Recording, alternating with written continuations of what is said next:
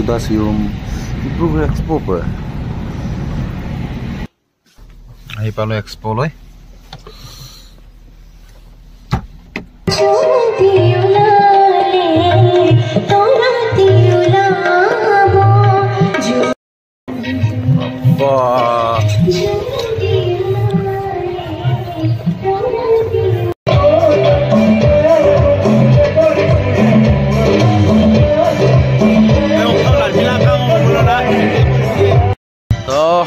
আমি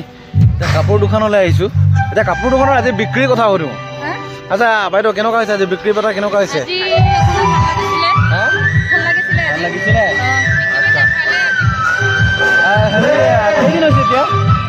কেইদিন হৈছে এতিয়া দুদিন হৈছে ন আৰু কেইদিন আছে আৰু 3 দিন আছে ন ভাল হ'ব আশা